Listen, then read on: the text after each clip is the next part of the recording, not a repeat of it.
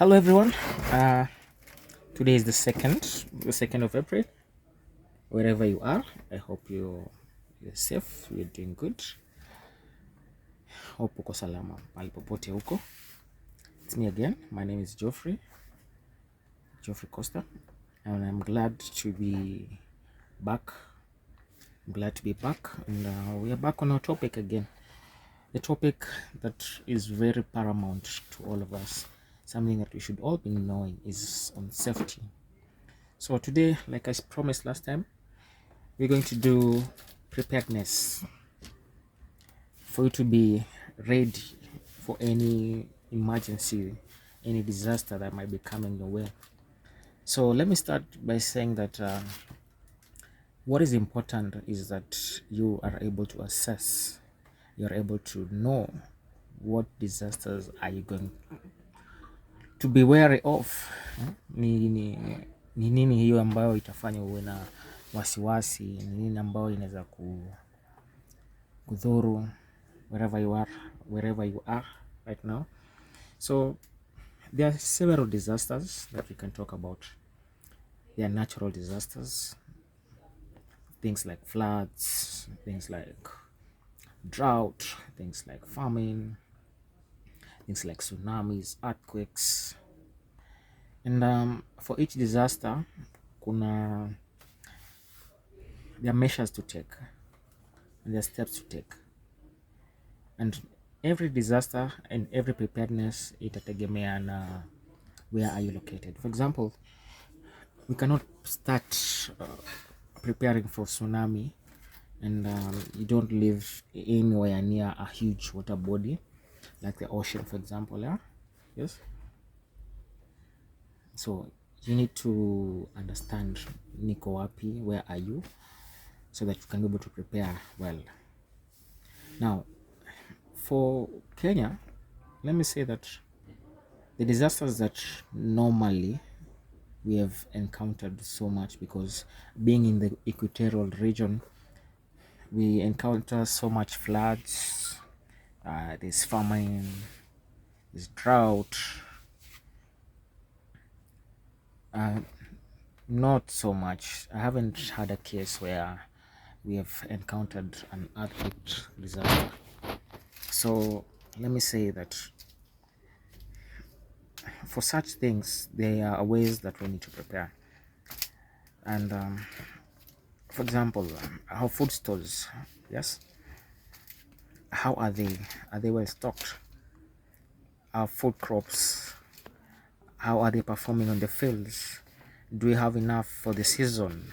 Those are the things that we need. So let me start by saying that as on an individual basis, on a personal level, what you need to ask yourself is, what are the risks? What are the threats? What are the threats that can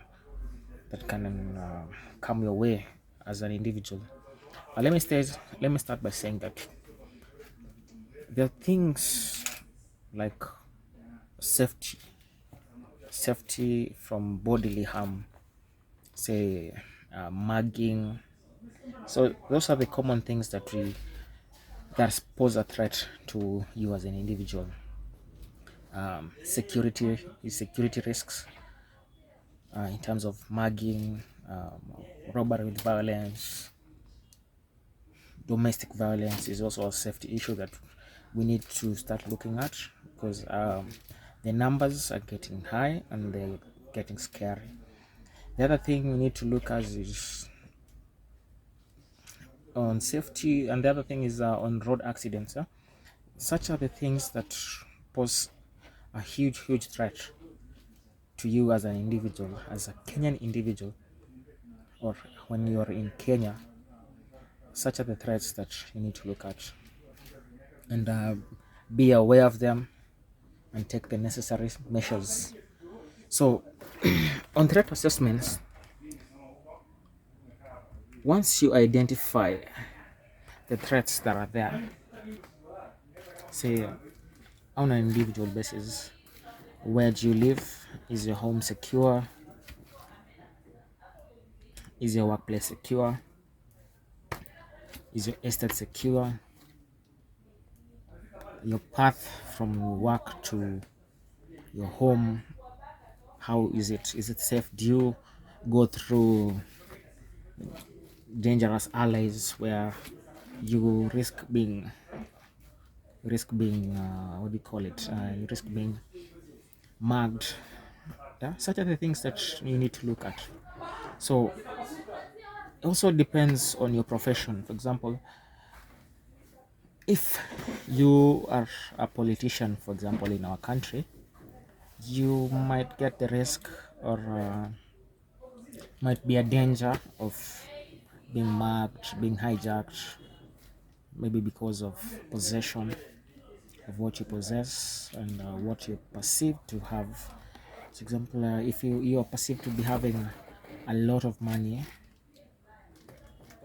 you might be at risk of people sending thugs your way. You might be at risk of being hijacked, being kidnapped.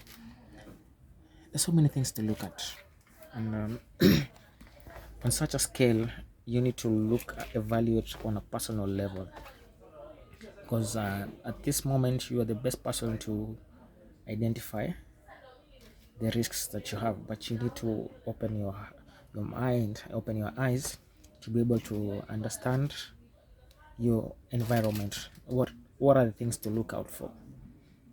Such are the areas that we can help to be able to help you identify your risk areas. You can do an assessment in your home, this assessment in your workplace, and hoping that you'll be able to get a good score. And if the score is not good, we will give out some recommendations that you will take to be safe in any area that you might be in. So in our country, some of the things that we have encountered as a country are terrorism. We have had cases of hijacking. We've had cases of assault. Yes.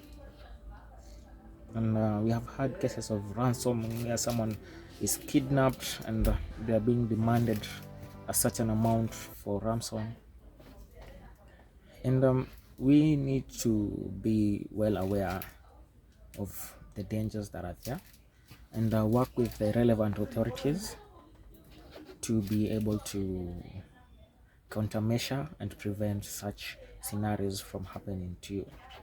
So on preparedness, I've just mentioned that, and such are the things that you need to look at. So once you have identified the risks that might harm you, you also need to look at the resources. What are the resources that you have invested for your security? Yes. How is your house? Is it well barricaded? Is it well accessible? Yes. Is it accessible? Is it safe? Are there things that might harm you? At times you may just now I've just made an assumption there, is that assuming that the only harm that can come our way is from external, from people who want to harm you. But we also need to be aware that we need to look at risks that can harm you. For example, accidents and falls. Yes, accidents can come. Maybe there are things, your home is not level, from falling from high places. There are so many things to look at in this area. And let me continue saying that you need to generalize and identify the resources that are needed to keep you safe. Do you need to employ a guard at the door, at the gate? Do you need someone to look out? Do you need a bodyguard to take you around if you're going to a high risk area? Such are the things that you need to look at. What are the resources that you have invested for your safety and security? Do you have a medical insurance? Are you at risk of a medical emergency? Are you at risk of maybe diabetes, blood pressure, hypertension? Is your medical cover well funded? Do you have a medical fund? Do you have the knowledge required to take the steps to take in case of an accident, in case of an emergency, like a heart attack? So once you have identified that, identify the resource, the threats, identify the resources that are needed, and you also need to be doing something we call drills and exercises. You need to do some drills. You need to practice, because the importance of practicing is that this thing gets the importance of practicing drills is these things get to be imprinted in our minds, in our subconscious. That is the importance of drill, because at times when an emergency comes, you might not be of sound mind at that moment to be able to counter the risk and the danger that might come your way. So you need to have practiced to practice to drills, say like to know the escape routes, to know the measures, the steps that you're going to take. So you need to do drills. Yes. So that is still part of preparedness, and if possible, after you have identified all that, you need to have it written down, put it in your head. This is me, this is what I'm going to do if such a scenario happens. This is what I'm going to do. So for now, let me start that, and I will go deeper on preparedness and the threat assessment